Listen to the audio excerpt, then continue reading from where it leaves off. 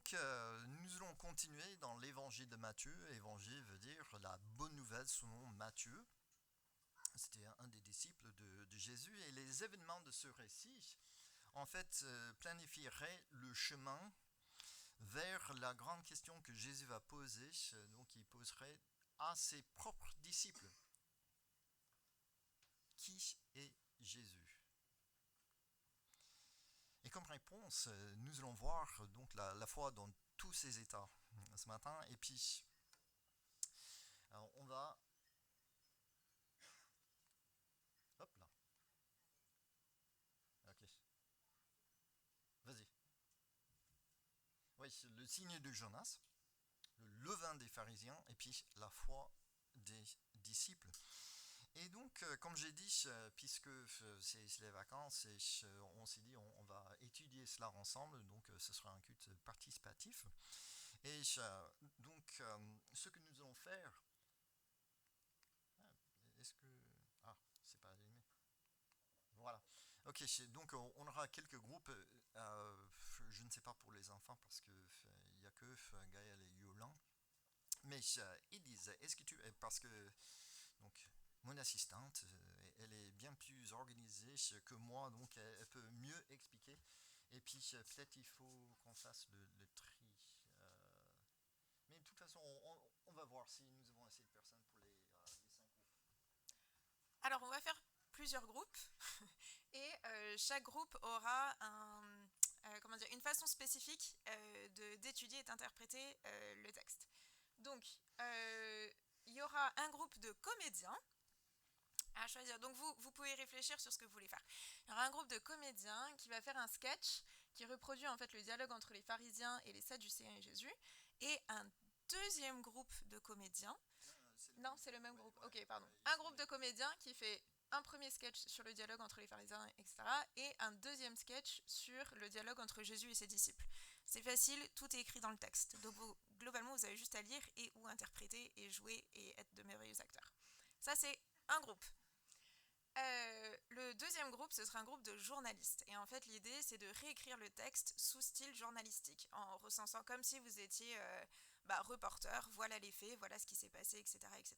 Ça, c'est un deuxième groupe. Vous pouvez vous mettre ensemble, réfléchir sur quels sont les faits, comment le rédiger, etc. Et un, euh, un troisième groupe seront les interprètes du passage de Matthieu 16, 1 à 4 et répondront aux deux questions qui sont sur l'écran, que vous aurez aussi. Donc ça, vous pouvez réfléchir à la fois en groupe ou seul, mais après, du coup, mettre les réflexions ensemble et avoir un porte-parole. Donc ça, c'est groupe numéro 3. Groupe numéro 4, même principe sur un autre passage. Pareil, deux questions, réfléchir ensemble ou séparément et ensuite mettre les réflexions en commun avec un porte-parole. Et le dernier groupe, la même chose sur un troisième passage. Voilà, du coup c'est ambitieux, mais ça va bien se passer. C'est clair? C'est parti. Non, du coup, il y a 5 groupes, si on a tous suivi. Est-ce qu'il y a des endroits spécifiques? Où vont les gens? Euh, ouais, donc, bon, on va se disperser dans la salle pour cela. Donc, Il y a le... Oui, il y a la salle du club junior et la salle des maternelles. Ok. oui, mais vous n'aurez que 5 minutes, hein, donc ce sera vraiment rapide. Ouais, non, mais c'est vrai, je suis exigeant.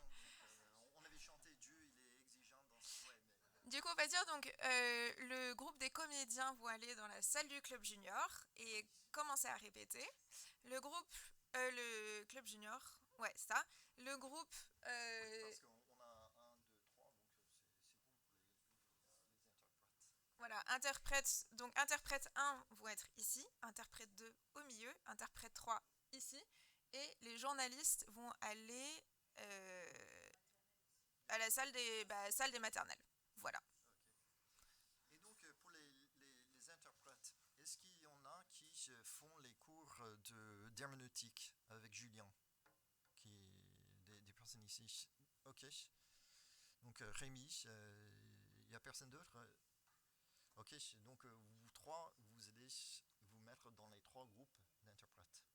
Ok, c'est comme ça, vous pouvez guider le groupe. Donc, Rémi, est-ce que tu peux te libérer? Est-ce que tu peux te mettre ici? Ok, et puis peut-être Aude, tu veux te mettre au milieu. Et puis maintenant, il faut faire le choix. Qu'est-ce que vous voulez faire? Et donc pour les comédiens, qui veut être comédien? Donc vous allez dans cette salle-là. C'est franchement pas compliqué. Ok, donc vous verrez dans le texte, il y a du dialogue. Nico? Ok, donc vous allez avec Nico, Nicolas, donc dans la salle du club junior. Et puis pour les journalistes, je sais que j'en ai deux. Donc Louise et Élise, non. Les journalistes, vous allez avec Élise et Louise dans la petite pièce.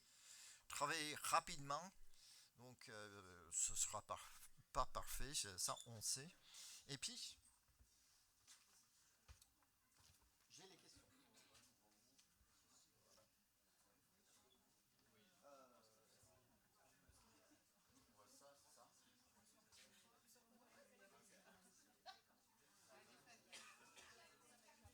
Ah, ça, Rémi, c'est ça?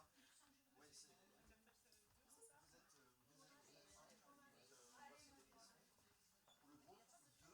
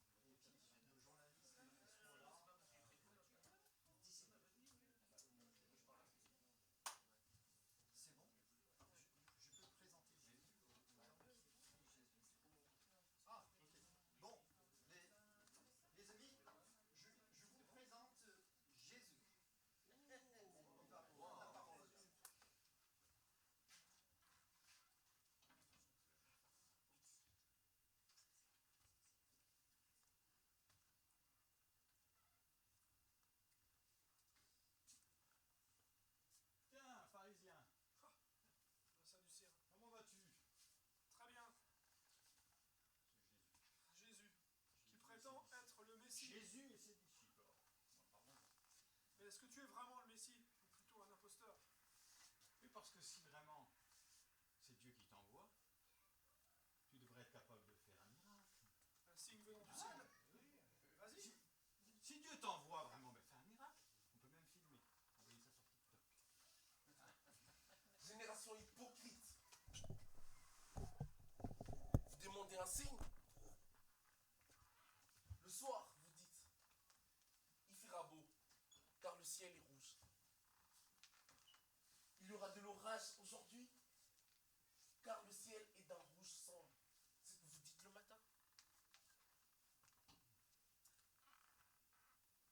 Vous savez discerner le temps. Vous savez discerner les aspects du ciel. Et vous ne pouvez discerner les signes du temps. Une génération méchante et adultère demande un signe. Ne vous en sera donné aucun autre que celui de Jonas. Le disciple, allons de l'autre côté.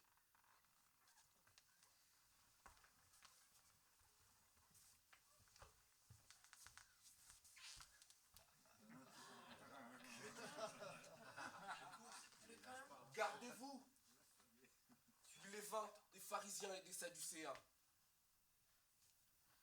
Le pain, tu as pensé au pain? Bah non, j'ai oublié en fait. Je pensais que tu allais le prendre. Mais non. On va manger quoi? On va manger ça. Oh là là. Pourquoi raisonnez-vous en vous-même, gens de peu de foi?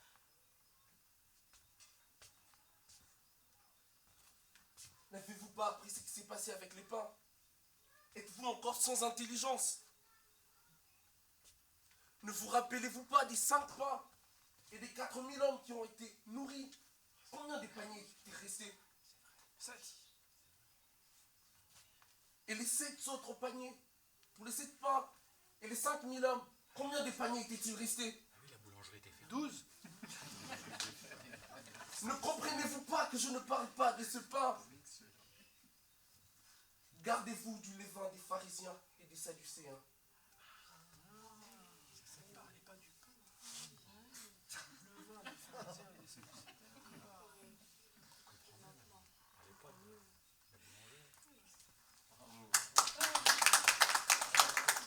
Bravo, bravo. Alors, le premier groupe, qu'est-ce que vous avez découvert? Donc, vous voyez les deux questions. Donc, quelles sont les. Je m'excuse pour les fautes de français, je ne suis pas français de souche. Donc, mais. Il est.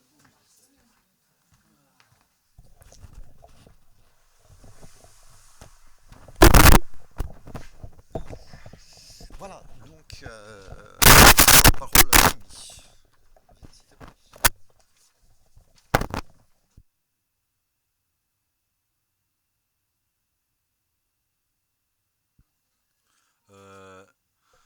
À la question donc, quels sont les signes de notre temps que les pharisiens et les sadducéens sont censés comprendre. Ben du coup, alors on a ah non, c'est la première que j'ai oubliée. Ouais, c'est celle-là. Ok. Et ben du coup, on a essayé de refaire un peu de contexte autour de ça pour dire que le passage se situe après justement la multiplication et que là, autant Jésus, il était entouré d'une foule, donc divers et variés. Il y avait des Israélites, des païens, des non-croyants, et il a fait un miracle qui était pour tout le monde en fait, puisque tout le monde en a profité, tout le monde a mangé et tout le monde a vu les miracles de Jésus et tout ce qu'il pouvait faire. Là du coup, on change un peu de périmètre avec ce passage-là, puisque on se retrouve en petit comité où Jésus il va être avec des pharisiens et des sadducéens. Pharisiens et sadducéens qui se pensent peuple élu de Dieu. Donc qui pensent forcément que tout ce que fera Jésus, c'est pour eux et que pour eux. Et en fait, ce signe, on a pensé qu'il les déroutait complètement, puisque il est ouvert à... il est pour tout le monde le miracle qui a été fait après. Et ce que va enseigner Jésus, c'est que en fait, ils sont censés comprendre que le Messie, il va venir, mais il va venir pour tout le monde, pas que pour eux. il va révéler sa gloire à tout le monde, puisque c'est sa mission, en fait, de se révéler. Et ça, en fait, c'est pas possible dans la tête des pharisiens, parce qu'ils vont être jaloux. Et en fait, c'est leur orgueil et leur jalousie qui va les pousser à être mauvais avec Jésus et à le. Ben, du coup, on voit toute la suite après. Parce que c'est un peu le même reproche, on a fait le parallèle sur. Ouais, si t'es Jésus, on le verra après à la croix. Sauf toi, si t'es Jésus, sauve-toi toi-même. Puisque tu y arrives, puisque t'es le Fils de Dieu, tu peux tout faire. Et en fait, la conclusion qu'on en a tirée aussi en implication, c'était que, en fait, ce que Jésus attend de nous profondément, c'est qu'on ne s'attache pas forcément à un miracle en tant que fait ponctuel qui va illuminer notre vie, mais qu'on s'attache à lui sur la durée et qu'on ait en fait, ce qu'attend Jésus, c'est qu'on ait une relation avec lui, une forme de dépendance, je pense. Et que les miracles, ben, c'est bien quand ils sont là, mais souvent dans une vie, il y en aura peut-être pas. Et c'est pas pour autant que Jésus il est pas là, quoi. Donc voilà. Vous avez fait le signe de Jonas? Bah, du coup, je me souviens plus trop. On l'avait fait? Je sais plus. Ouais, voilà, c'est. Oui, on va revenir à ça, mais c'est exact.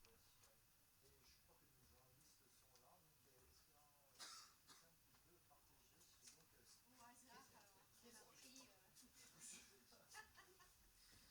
J'ai été nommée scribe. Euh, alors, c'était quoi Jérusalem soir. Mauvais et infidèles, les pharisiens remis en question. Hier, près du lac de Galilée, on a pu assister à une confrontation entre Jésus, ce nouveau prédicateur dont tout le monde parle, et nos vénérables pharisiens et sadducéens. Il semblerait que les pharisiens ont essayé de tendre un piège à Jésus en lui demandant un signe miraculeux. Cependant, plutôt que de répondre à leurs attentes, ils refusent et les traitent d'incapables, de mauvais et d'infidèles. Il les renvoie ensuite au signe de Jonas et, sur ce, s'en va avec sa bande de disciples. Inconscient, scandaleux, énigmatique, le verdict n'est pas encore tombé. Selon nos sources, ils se sont ensuite retrouvés de l'autre côté du lac. Il semblerait que Jésus ait appelé ses disciples à boycotter l'enseignement du mauvais levain, à savoir nos pharisiens. Il semblerait que ce ne soit pas la dernière de ces confrontations. Une chose est sûre, cela ne restera pas sans répercussion. Il semblerait que l'orage soit annoncé.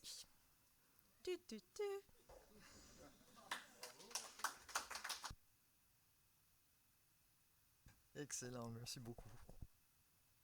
Et donc, comme j'ai dit, deuxième groupe et troisième groupe, vous allez partager dans quelques minutes. Parce que Jésus était en Phénicie. Okay, Phénicie, c'est ici. Donc Tyr et Sidon, donc chez les païens. Et c'est intéressant parce que, je ne sais pas si c'est à cause de ça, il avait Jonas en tête. Parce que dans l'histoire de Jonas, donc il reçoit l'appel de Dieu. Et puis Jonas, il est censé aller ici à Ninive. Mais il va à Joppa. Et il va à Tarsis. Donc ouais. Parce qu'il ne veut pas. Il ne veut pas. Mais par la suite, vous connaissez l'histoire. Donc Jonas, finalement, donc il est sur le bateau et donc il est jeté dans la mer. Il y a le poisson qui vient, il se repent et Jonas, il va chez les païens. Donc il va annoncer la bonne nouvelle aux nations. Et puis comme Jésus faisait juste avant cette histoire. Et donc là, comme Julien a expliqué la semaine dernière, donc Jésus était là, Tyr, Sidon, dans cette région-là, et il était aussi généreux parmi les nations, les païens, qu'il était donc chez les Juifs. Parce que sa générosité est pour tout le monde sans discrimination. Alors, à peine rentré en Israël, et puis les chefs religieux sont là pour l'accueillir, et c'est franchement l'ennemi de mon ennemi et mon ami, parce que les pharisiens et les sadducéens, donc ils n'étaient pas copains. Parce que les Sadducéens, c'était l'aristocratie religieuse bien impliquée dans la politique, donc vie politique de la nation. Et pour eux, Jésus menaçait la stabilité entre les Juifs et les Romains. Donc les priorités de Jésus n'étaient pas les leurs. Les pharisiens, par contre, donc ils ne touchaient pas au monde politique. Par contre, eux, ils étaient les gardiens, les interprètes de la loi et des traditions. Et donc, pour eux, Jésus, il relativisait la loi, nourriture, le sabbat, etc. Et donc, la spiritualité de Jésus n'était pas la leur.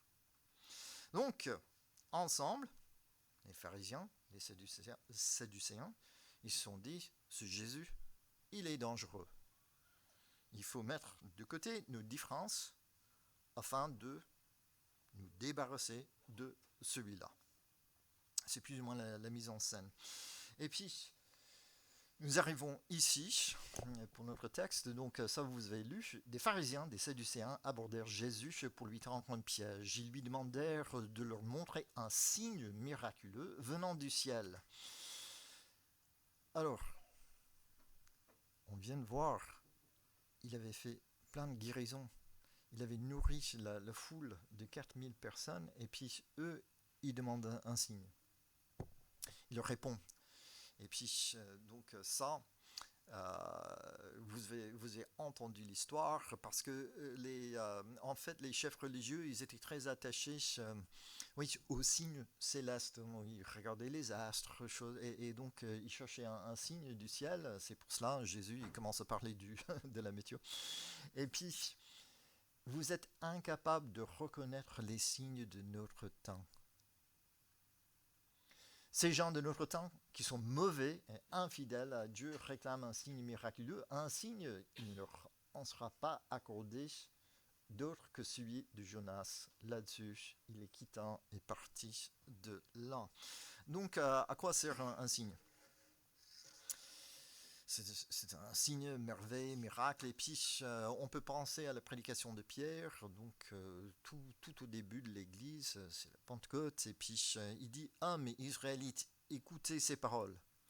Jésus de Nazareth, cet homme à qui Dieu a rendu témoignage devant vous par les miracles, des prodiges et les signes. » Un signe est un témoignage.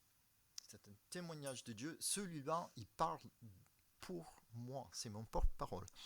Il a opéré par lui au milieu de vous, comme vous le savez vous-même. Donc, un signe, c'est pour garant de la validité, de la fiabilité de quelqu'un. C'est un témoignage. Alors, dans la Bible, on voit, exactement comme Rémi a dit, les signes ne sont pas pour tous les jours. Mais nous voyons une poignée d'exceptions dans la Bible, parce que Dieu, il fait comme il veut, selon son gré, dans son caractère, et puis selon son caractère, et puis en réponse aussi à la prière. Mais nous voyons 5 concentrations de signes, de miracles dans la Bible. Et puis vous allez les reconnaître tout de suite, parce que un signe agit comme un souffle sur une alliance, pensons Moïse et Jésus, authentifie la mission et le message d'un porte-parole de Dieu, révèle l'identité du seul vrai Dieu pendant une période d'apostasie. Et donc, vous pouvez voir, mais déjà, ce que vous connaissez de la Bible, ou si vous ne connaissez pas, c'est simplement les grandes lignes. Mais là, Moïse, nouvelle alliance, bon, c'est la première alliance entre Dieu et le peuple d'Israël. Ok, les miracles, les fléaux, etc. Et puis c'est pour ces 2 raisons ici. Il y a une alliance que Dieu crée et établit avec son peuple. Et c'est pour montrer, ok, celui-là, il est le porte-parole de Dieu. C'est officiel, et donc voici les signes qui le prouvent. Et par la suite, c'est intéressant parce qu'il y a toujours celui qui établit l'alliance, et puis son successeur, c'est son disciple. Et puis là, on voit Josué. Et c'est pour confirmer, oui, cette alliance, ça vient de Dieu. Et c'est le seul vrai Dieu. Et donc, c'est pour bien renforcer l'idée. Par la suite, il y a l'apostasie. Donc, c'est le peuple d'Israël donc, qui est en train de rejeter le seul vrai Dieu. Et nous voyons Élisée, Élie qui est là devant les 400 prophètes de Baal. Et puis, donc, il y a le foule qui tombe. Et puis, par la suite, on voit Daniel en exil, qui est le seul vrai Dieu. Et là aussi, nous voyons des signes. Par la suite, vous voyez, déjà, il y a 650 ans entre ces grands miracles. Et puis, donc, c'est pas pour tous les jours. Encore, Dieu, il fait comme il veut. Mais et par la suite, il faut attendre donc, encore 600 ans entre Daniel et Jésus. Et donc Jésus, nouvelle alliance, c'est le porte-parole, et ses disciples, et là on voit les actes des apôtres pour prouver, oui, ce sont les porte-paroles officiels, et nous voyons encore une fois des signes. Par la suite, 5e concentration, et c'est encore à venir, ça nous voyons dans l'Apocalypse, Apocalypse 11, il y a les 2 témoins, et donc eux, ils peuvent faire comme ils veulent. Et là aussi, on commence à voir des signes. Pourquoi? Parce que là, c'est l'apostasie totale, mondiale. Mais Dieu, il va rappeler, moi j'existe, moi je suis le seul vrai Dieu, c'est pas l'imposteur. Ok? Et donc on voit ces 5 concentrations. Et puis, les signes exceptionnels, oui, ne sont pas pour tous les jours. La foi, la confiance en Dieu est la norme. C'est là où on se confie en Dieu tous les jours. Et donc, Jésus, qui va établir cette nouvelle alliance, il dit ceci: quant à moi, j'ai en faveur un témoignage qui a plus de poids que celui des gens. Il parlait de Jean-Baptiste. C'est celui des œuvres que le Père m'a donné d'accomplir. Vous voyez, donc les œuvres, les signes sont un témoignage. Oui, ces œuvres que j'ai accomplies attestent clairement que le Père m'a envoyé. Et donc, voici les témoignages que Jésus, qui prouvait, qui identifiait le porte-parole de Dieu, que Jésus avait accompli.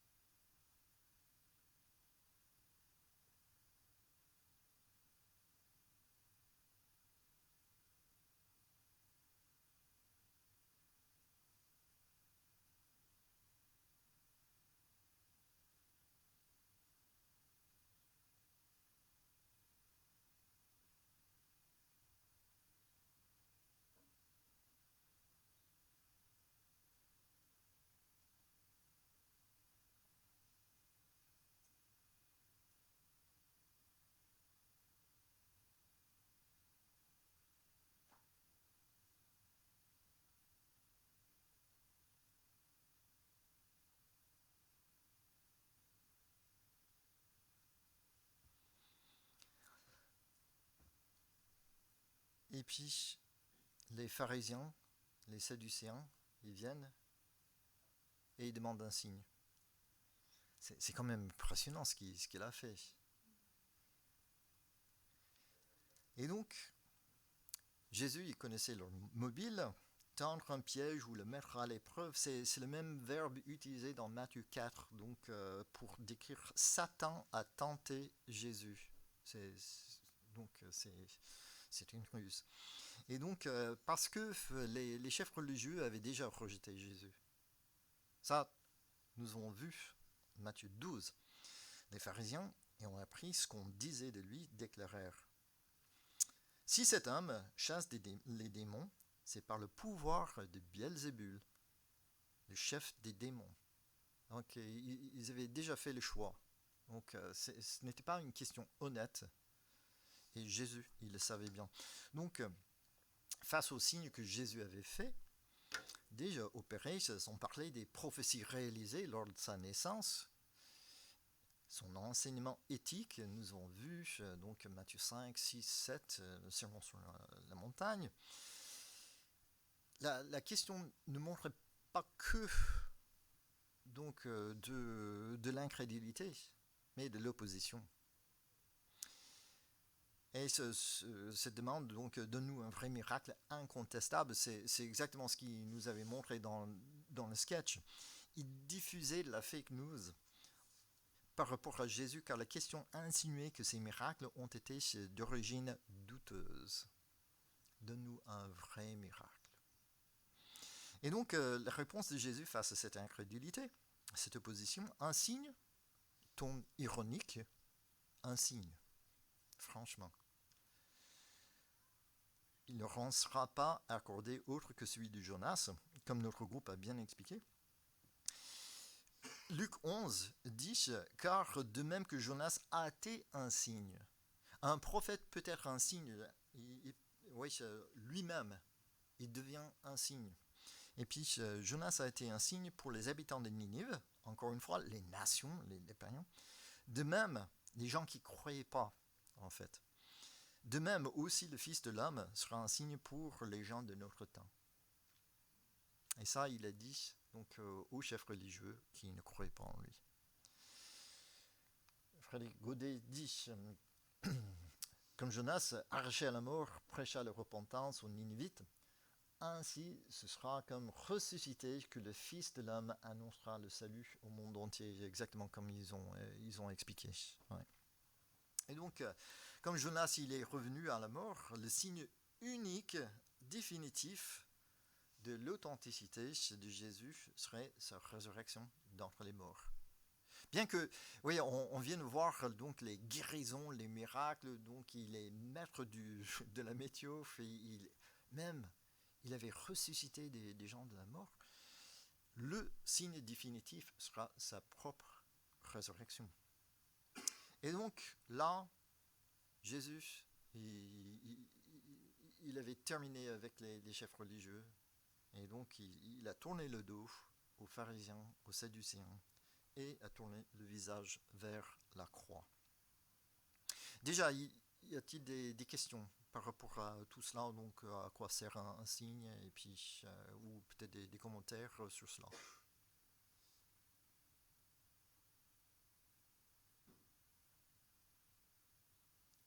Wow. Je suis pas sûr d'avoir compris. Tu faisais le parallèle entre un signe et un témoignage, c'est ça? Mm-hmm. Témoignage de Dieu, oui. Notre témoignage à nous ou le... Non. Ah d'accord. Oui, effectivement, oui, la question est bonne. Ouais, donc un signe, c'est Dieu qui témoigne que celui-là est mon porte-parole. Il parle de ma part. Okay, et donc il authentifie le messager et son message. Ça se comprend un peu? Oui. Ouais. Nous avons un témoignage aussi. Ouais. Et donc ce qu'il a fait dans notre vie.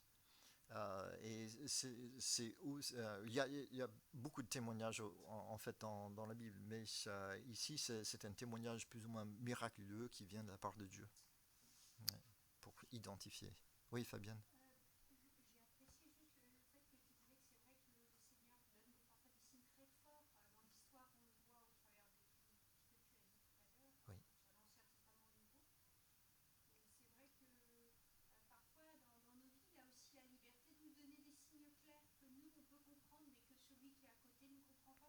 Mm. Mm, mm. Mhm. Oui. Ça pose la question. Ce qui arrive dans notre vie parce que nous on croit, on sait que c'est le Seigneur qui l'a vu pour nous. Est-ce que c'est un signe ou est-ce que c'est un miracle? Ouais, là aussi la question est bonne parce que quelle est la différence entre donc une réponse à la prière et un miracle. Donc les deux, ils viennent de Dieu. Et puis, on ne veut pas comportementaliser, donc pour dire, bon, de toute façon, c'est la réponse de Dieu en notre faveur. Parce que c'est ça. Donc Jésus, il avait montré sa générosité. Les gens qui étaient malades, il les a guéris. Les gens qui étaient affamés, donc il les a nourris. Là, on voit la bonté de Dieu. Et si sa bonté vient sous forme d'un miracle, gloire à Dieu. Si ça vient d'une forme, d'une réponse à la prière, gloire à Dieu. Ça vient de Dieu. C'est ça l'essentiel. Et comme Fabienne dit, en fait, les signes, il n'y a pas d'explication. Parfois, celui qui l'opère explique. Mais en fait, ça reste. C'est là pour impressionner, pour évoquer la question. Mais c'est quoi le sens? Et pour cela, il faut réfléchir. Et de même, les réponses à la prière, on voit que Dieu, il vient à notre secours et tout cela. Oui, c'est peut-être subjectif, c'est quelque chose que les autres ne verront pas, mais aussi par la foi, nous savons que Dieu, il est pour nous. Dieu, il répond à nos prières. Dieu, il est bon et dans sa bonté, sa générosité, donc il vient à notre secours. Oui. Ce qu'on avait dit aussi, c'est que en fait, les signes appartiennent à Dieu et que c'était lui qui savait les donner en son temps. Oui. Et que là, normalement, les pharisiens et sadducéens, étant bercés dans les Écritures, auraient quelque part dû deviner, au même titre qu'on devine avec les signes naturels, que demain il fera beau, que demain il y aura de l'orage. Eux étant bercés dans les Écritures, ils auraient dû deviner que c'était des temps messianiques. Que quelque part, Jésus était réellement le Messie. Ouais. Tout à fait. Et eux, les premiers. Oui, parce que, encore une fois, on n'a pas regardé les prophéties qui ont été réalisées, oui, à la naissance de Jésus, mais aussi que lui-même, il avait réalisé pendant sa vie. Et ils étaient au courant de cela. C'est pour cela que certains pensent, moi aussi, qu'ils savaient que c'était le Messie. Et ils l'ont rejeté en connaissance de cause. Ça, c'est grave. Ça, c'est grave. Alors, oui.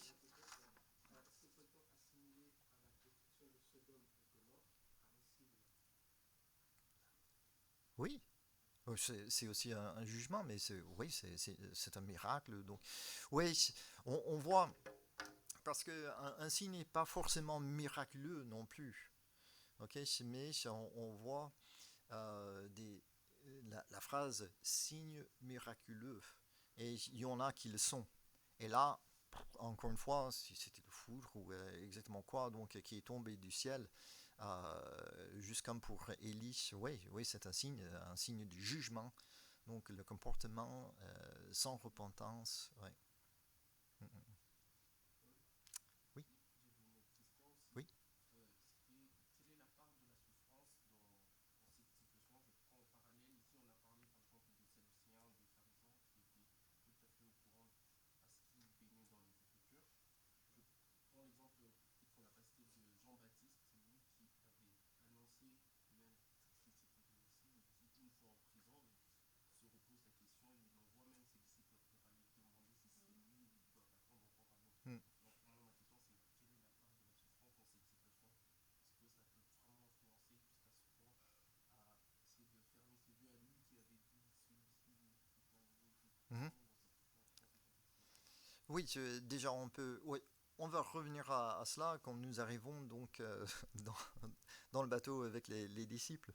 Ils avaient une petite souffrance, donc ils avaient faim.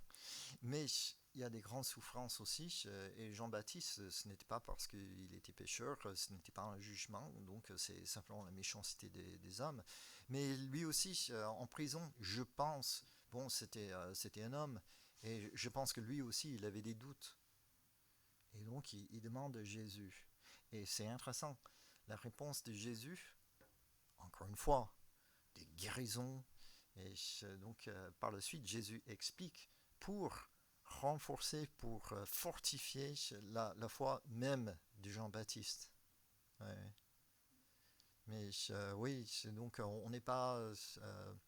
nous aussi, nous éprouvons des souffrances et des choses terribles. Mais la question est, donc, est-ce que nous continuons avec Jésus par la foi? Et ça, on va revenir à ça. Philippe, dernier... Ah oui, j'ai vu. Oui. Et puis, non, ok. Le levain des pharisiens. Et puis, passons de l'autre côté du lac. Les disciples avaient oublié d'emporter du pain. C'est très terre à terre. Donc, Jésus leur dit, faites bien attention, gardez-vous du levain des pharisiens, des sadducéens. Donc, deuxième groupe, le porte-parole. Laure, tu peux partager vos réponses à ces deux questions? Donc on avait contrôlé le mot levain dans Matthieu 13, 33, Luc 13, 20, 1 Corinthiens 5, 6, Galates 6, 5. Et en même temps, qu'est-ce que pourrait signifier le levain des pharisiens et des sadducéens? En fait, le levain dans ces passages-là, il est comparé au royaume de Dieu. On peut dire que le levain aussi, ça pousse, ça grandit, ça transforme. Alors, on a dit aussi que ça transformait en quelque chose de meilleur, mais ça peut aussi transformer quelque chose de moins bon. On a remarqué aussi que très peu de levain, très très peu de choses, en fait, ça peut tout changer. C'est assez sournois. Un petit détail peut-être dans une mauvaise doctrine, un mauvais état d'esprit, ça peut tromper. Du coup, ça fait appel aussi à notre responsabilité personnelle. On est responsable de ses choix et de ce qu'on laisse rentrer aussi dans nos vies spirituelles. C'est pour ça que Jésus dit attention au levain des pharisiens, ce qui est semé dans nos cœurs, les états d'esprit. Ça peut être aussi des fois peut-être dans ce qu'on lit, dans la doctrine dans notre doctrine. Le levain des pharisiens, pour nous, c'était un mauvais enseignement, une mauvaise doctrine. Ils restent légalistes, ils ne veulent pas voir, comme tu as expliqué, que Jésus est le sauveur. Et ça peut avoir vraiment des conséquences aussi pour la vie spirituelle. Donc il faut être responsable et être vigilant. Voilà.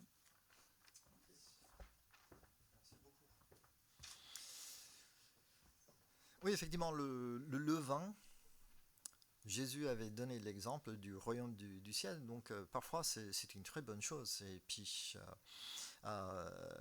et aussi, on voit que c'est le symbole du mal, de la méchanceté, une influence néfaste qui imprègne tout ce qui touche. Donc il y a un commentateur qui dit « Tout comme le royaume des cieux fait une puissance qui pénètre partout, l'enseignement des pharisiens, des sadducéens contenait des motifs, des principes cachés qui contrôlaient, corrompaient toute la vie. » Et donc Luc, il avait parlé de l'hypocrisie de cela. Donc les chefs religieux, ils masquaient leur incrédulité, en fait. Et ce n'était pas simplement incrédulité envers Jésus, mais ils n'avaient pas une véritable confiance en Dieu, ils se confiaient en eux-mêmes, à leurs propres efforts, donc à leur propre justice. Et donc, par conséquent, ils ont refusé de placer leur foi en Jésus.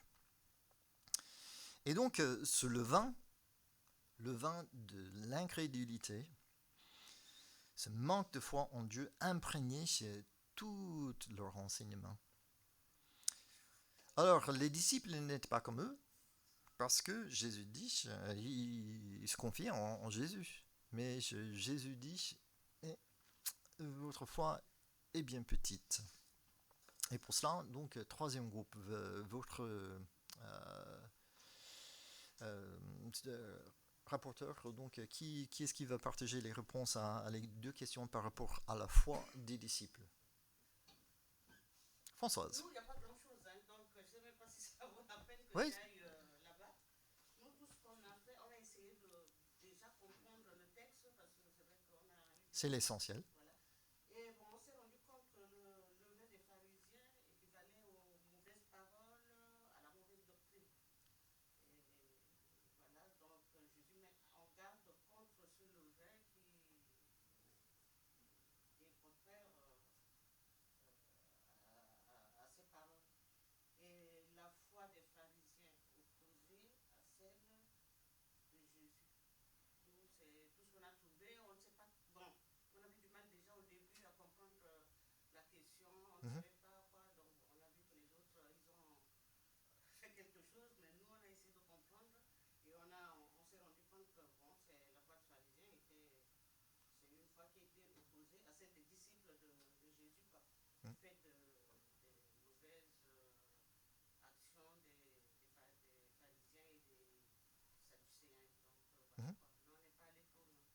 Non, c'est déjà très bien et la question n'est pas évidente donc entre la foi des disciples et donc la réponse de Jésus. Mais ouais, merci beaucoup. Non, c'est oui, on veut réfléchir effectivement. cette différence-là, et puis Mhm. Ouais, oui, merci bien. Et donc on voit que les disciples, ils n'avaient pas fait le rapprochement entre leur ventre vide et puis la bénédiction de Dieu, de Jésus en faveur des milliers de personnes qui venaient de nourrir. Donc ils devaient savoir que la solution à notre problème est ici. Et puis ils n'ont pas fait le lien entre les actes de Jésus dans le passé en leur faveur et leurs besoins d'aujourd'hui. Donc celui qui avait pourvu dans le passé et celui qui va pourvoir aujourd'hui. Et là, il croyait en Jésus pour on ne sait pas exactement ce qu'il savait à l'époque, mais c'était le Messie. Ça, il savait. Et donc, pour le salut et tout. Mais dans la vie quotidienne de tous les jours, la foi était petite. Ils avaient oublié. Donc, que ouais, Jésus, il pourvoit à nos besoins. Et donc, il frôlait l'incrédulité des chefs religieux dans la vie de tous les jours. Leur foi, là, oui, pour l'éternité, c'est bon. Là, j'ai confiance en le Seigneur. Et puis, mais aujourd'hui, est-ce qu'il va vraiment s'occuper de moi? Et donc, gardez-vous du levain des pharisiens, des sadducéens, c'est un avertissement contre l'incrédulité. Donc, oui, on veut mettre notre confiance, notre foi en Jésus pour le pardon des péchés, pour le salut et pour notre pain quotidien, pour nos besoins quotidiens. Alors, pour terminer, la foi dans tous ces états. Donc, quel est l'état de notre foi? Et puis là, nous avons vu le signe du Jonas. Et l'incrédulité confirmée des chefs religieux conduirait Jésus à poser les questions à ses propres disciples. Qui dites-vous que je suis? Et la question est toujours d'actualité. Pour la réponse, il faut venir la semaine prochaine. Mais le signe définitif pour authentifier la vie, l'œuvre de Jésus à la croix était sa résurrection. Et puis, c'est bien de... Oui, si Jésus te posait cette question, donc, qui dis-tu que je suis? Comment répondrais-tu? Alors, la réponse qu'a donnée un autre chef religieux, donc, qui était vraiment opposé à la foi, qui persécutait des disciples, mais qui par la suite a placé sa foi en Jésus. Il explique, ouais. Cette lettre vous est adressée par Paul, c'est lui le chef religieux.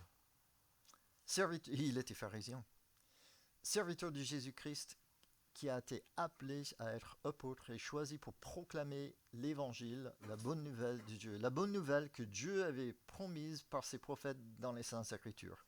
Elle parle de son fils qui, dans son humanité, descend de David, parce que là on voit des réponses, donc des prophéties réalisées, et puis on va voir le signe de Jonas, qui a été institué fils de Dieu avec puissance lorsque le Saint-Esprit l'a ressuscité, Jésus-Christ, notre Seigneur. Ça, c'est le témoignage de l'apôtre Paul, ancien pharisien, qui, par la suite, s'est converti, qui a placé sa foi en Jésus.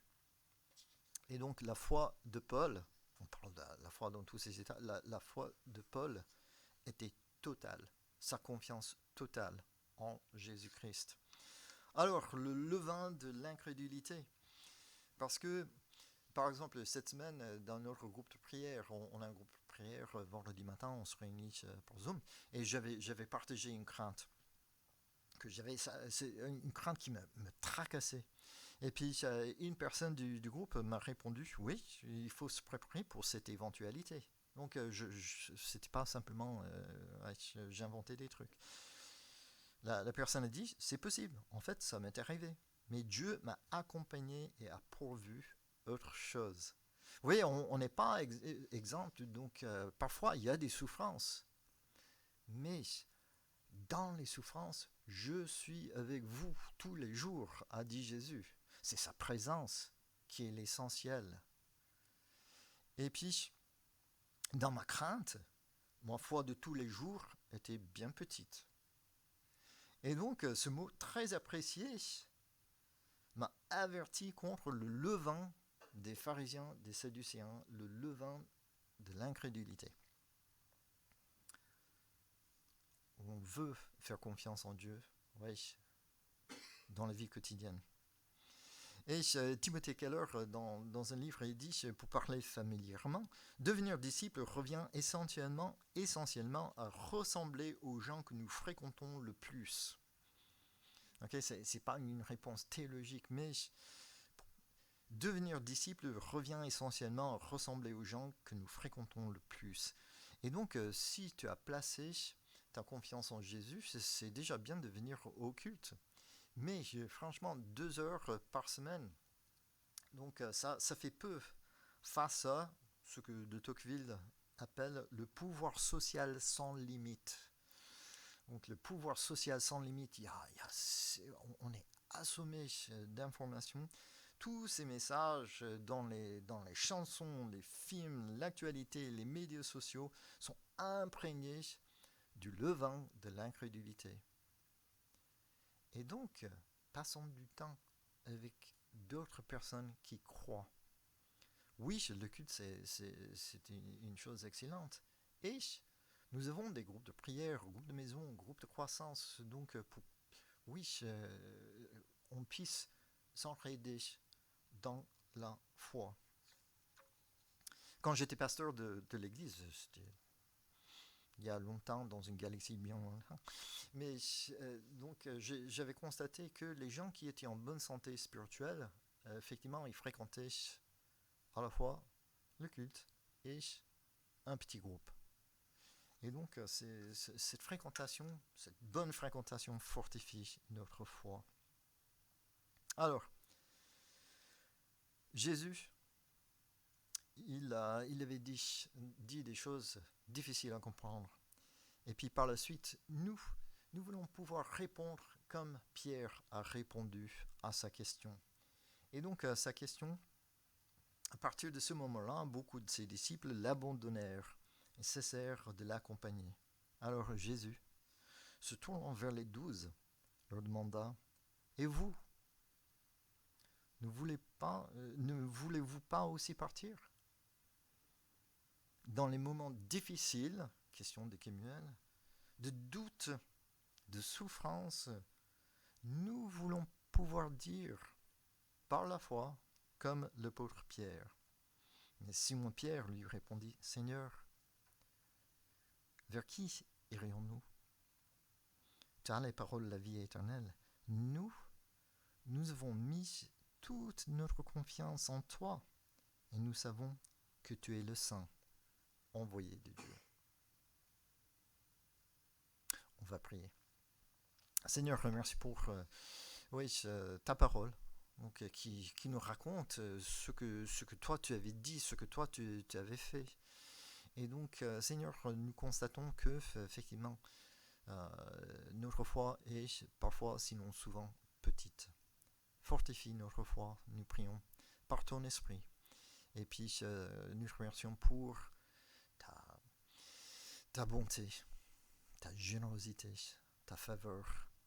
Et Seigneur, c'est notre privilège de pouvoir te connaître. Et puis, on prie que tu nous rends capables d'aller jusqu'au bout avec toi. Nous prions ces choses en ton nom. Amen.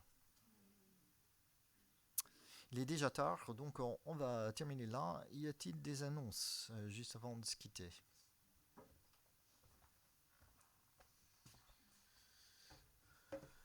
Alors, il y a 3 annonces. Oula, excusez-moi, je touche plus. Donc 3 annonces ce matin, une mauvaise nouvelle, une bonne nouvelle pour commencer. La mauvaise nouvelle, c'est qu'on a appris ce matin le décès de la maman de Ken Taylor, le pasteur de l'église de la Bonne Nouvelle. Donc il était parti en Belgique auprès de sa maman qui était malade, et donc apparemment sa maman est décédée cette nuit là, il y a très peu de temps. Voilà, donc on peut prier pour lui, on peut prier pour des souffrances forcément difficiles.